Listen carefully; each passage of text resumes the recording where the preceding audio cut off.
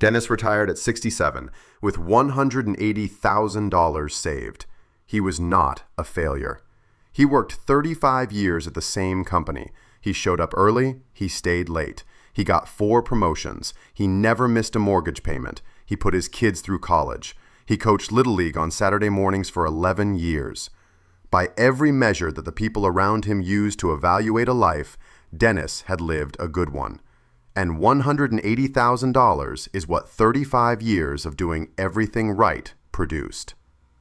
His son Nathan stopped checking his work email on Friday afternoons at age 52. Not because he quit, not because he inherited anything, not because he started a company or won anything or stumbled into some opportunity that most people do not get.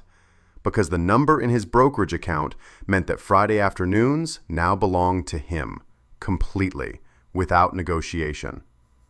Same city, same industry. Nathan's starting salary was actually lower than his father's when you adjust for inflation. The difference between them was not intelligence. It was not work ethic. Nathan is not smarter than Dennis. Dennis is not lazier than Nathan. They are both people who showed up and tried. The difference was 9 quiet decisions that Nathan made while nobody was watching. While everyone around him assumed he was just like everyone else. While his coworkers upgraded their cars and his neighbors renovated their kitchens and his college friends posted vacations that looked like the life you were supposed to want, Nathan made different decisions, quietly, consistently, without an audience, and without anyone ever telling him he was doing it right. The highest liked comment on videos about this subject says the same thing every time.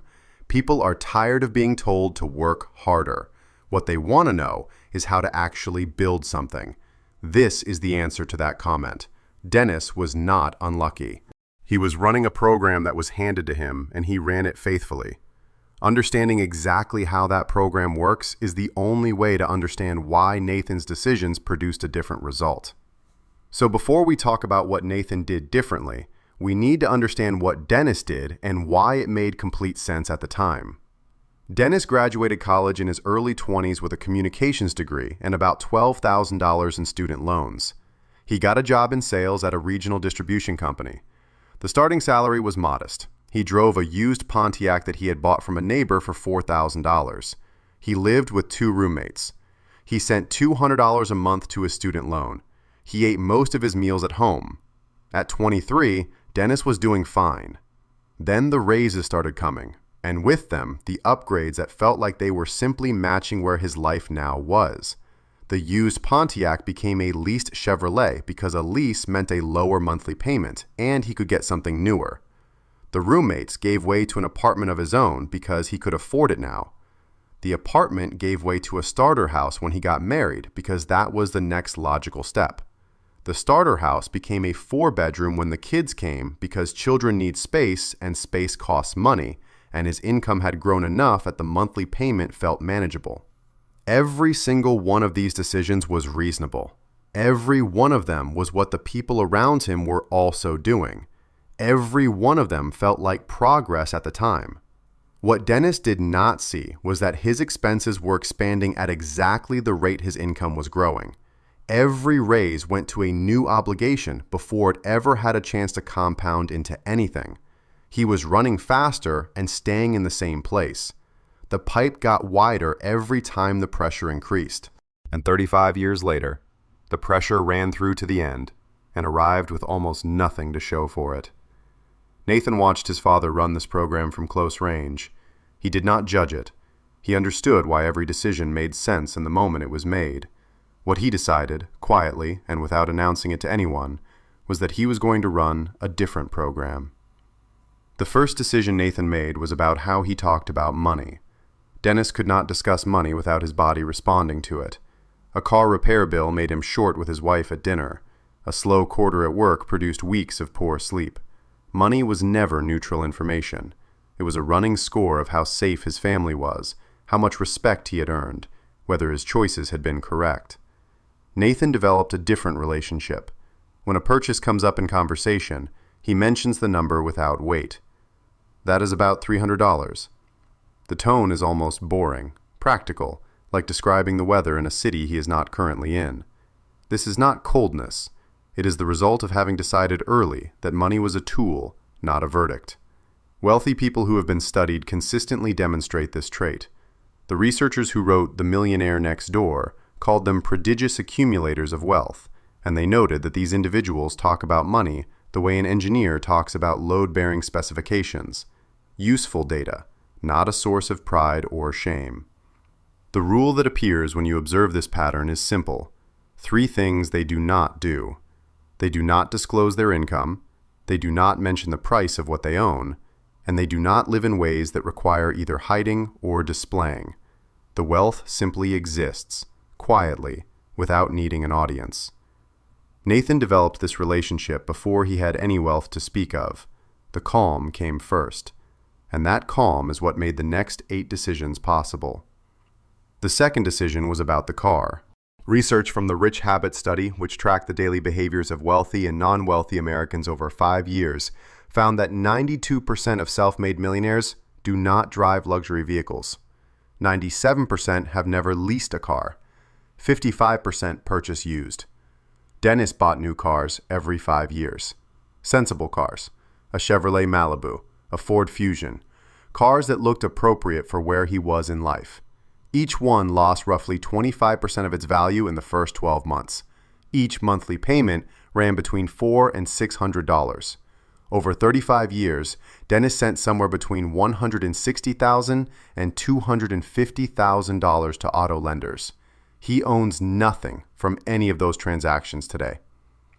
Nathan has driven the same Honda Accord for 11 years. He bought it used with 60,000 miles, paid $17,000 in cash, spent roughly $8,000 on maintenance across the entire period.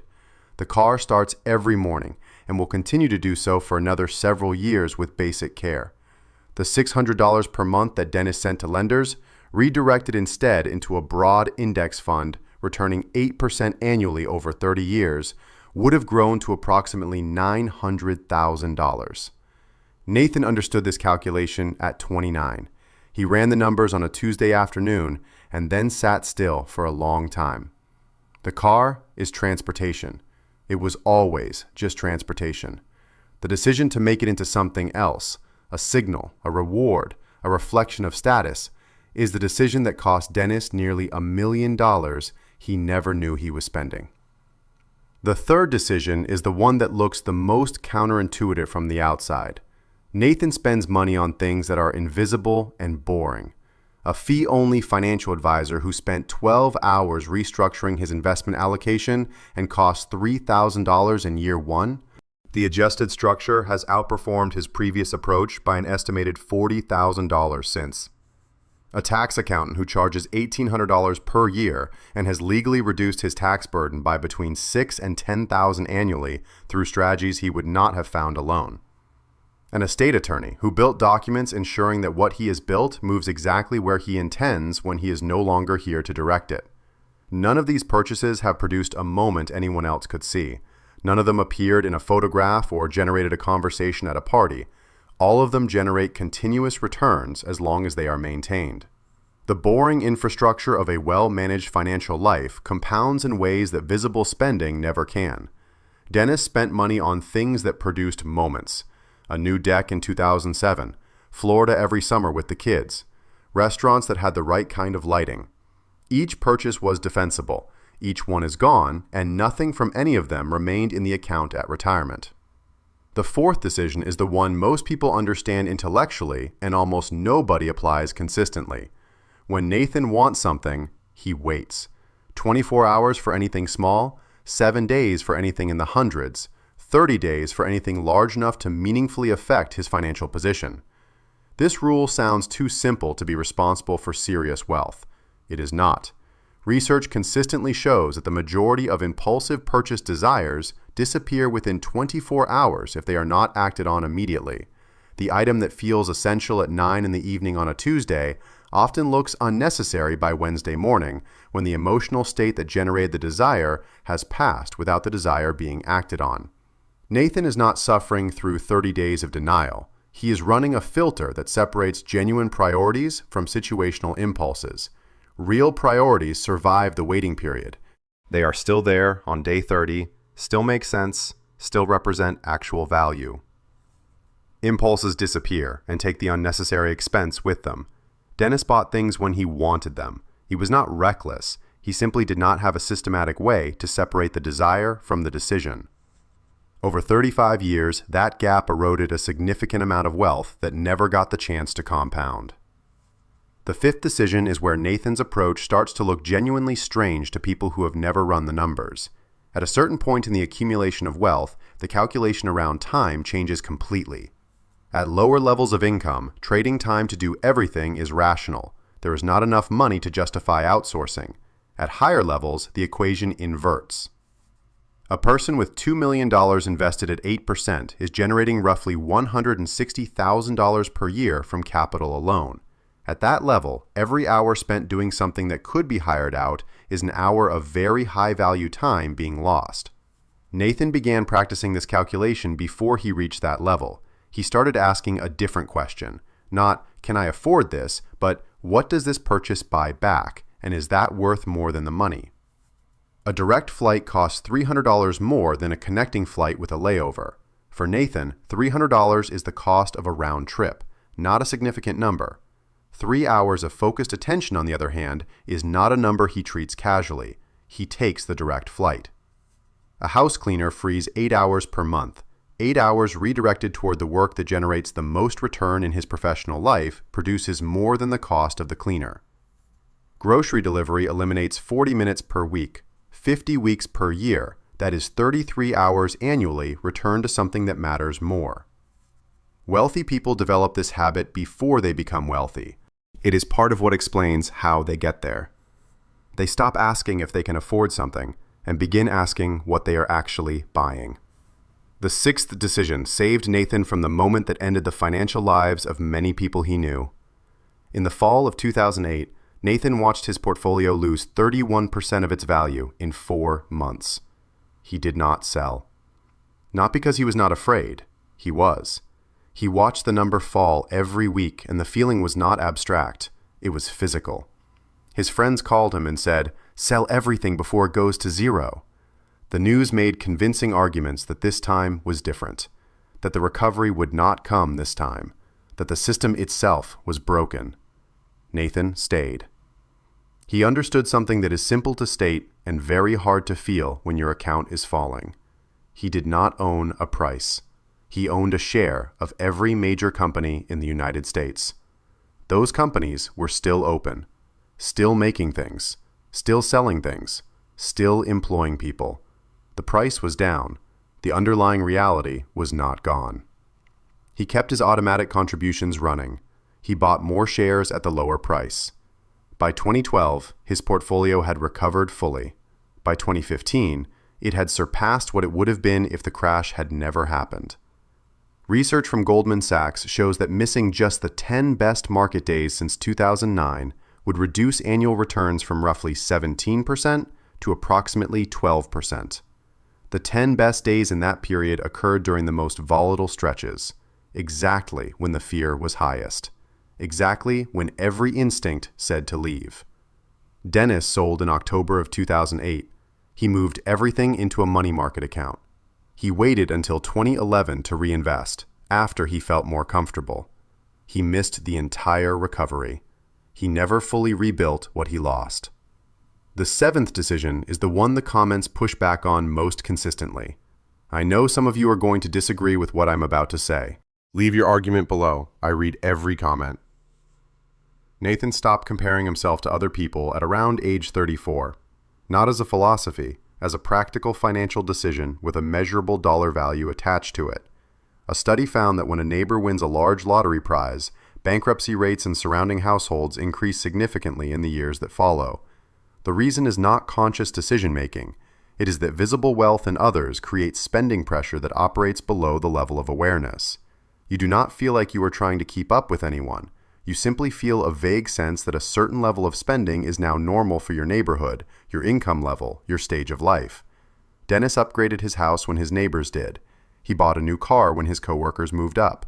He booked the same resort his brother-in-law mentioned at Thanksgiving because it seemed reasonable for where they were financially and what people like them did. None of this was calculated. It was simply the water he swam in. Nathan stopped swimming in that water. His neighbor bought a new BMW in 2019. Nathan noticed it, thought briefly that it looked well built, did not think about it again. His college friends started posting photographs from places he had not been. He felt no particular pull to respond in kind, not because he was suppressing something, because at some point he had clearly identified his own definition of a life that he wanted, and it did not require validation from anyone standing outside it. His neighbor's car had nothing to do with his decisions. Once that became genuinely true rather than just intellectually agreed with, an enormous amount of financial pressure simply stopped existing. The eighth decision was the one that created the conditions for everything else to work. Nathan refused to let his lifestyle expand when his income grew. Think of income as water pressure and lifestyle as the pipe it runs through. For most people, every increase in pressure is met with a corresponding widening of the pipe. A raise produces a better apartment. A bonus produces a vacation. A promotion produces a car upgrade. Within 6 to 12 months, the higher income flows through the expanded lifestyle and arrives at the end of the month with nearly the same remainder as before. Nathan kept the pipe narrow. Income rose, fixed costs stayed the same. The surplus grew. He applied a rule to every raise. 50% moved automatically into his brokerage account before he saw it. The other 50% he could use however he wanted. The lifestyle adjusted to what remained. The investment account received the compounding half. The Ramsey Solutions study of more than 10,000 American millionaires found consistent results across the sample. The majority described themselves as careful with everyday spending. They used shopping lists. They compared prices. They drove Hondas and Toyotas. A significant portion spent less on groceries per month than the average American household. These were not people who became wealthy and maintained modest habits out of nostalgia.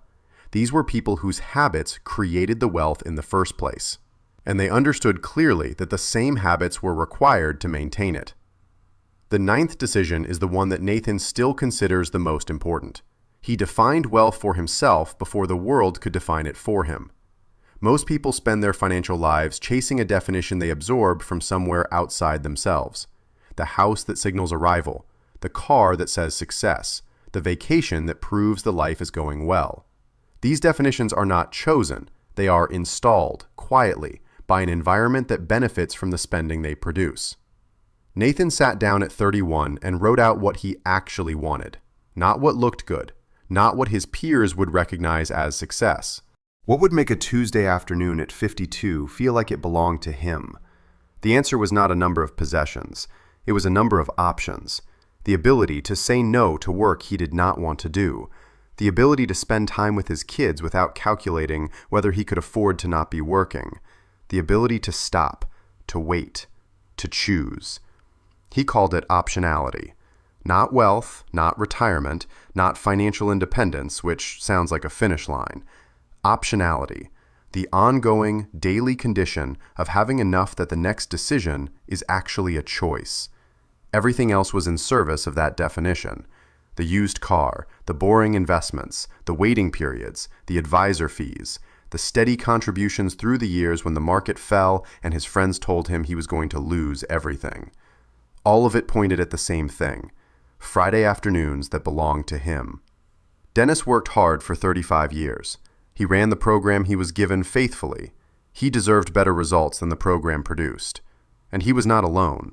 Most people running that program produce similar outcomes because the program was not designed with their financial independence as the primary objective. Nathan built something different, quietly, consistently, in the gaps between the noise. The question that appears most often in the comments on videos like this one is a real question, and it deserves a real answer. Someone always asks, what is the actual point of building all of this if you never spend it? If the money just grows in an account, what was it for? Did you miss the life while you were building the number? I'm not going to answer that today, because the answer is more complicated than it sounds, and the answer you give right now, before you hear mine, will tell you more about where your financial life is heading than almost any other variable I can measure. Leave your answer in the comments before the next video. Dennis worked hard for 35 years. Nathan built something. The hours were the same. The decisions were not.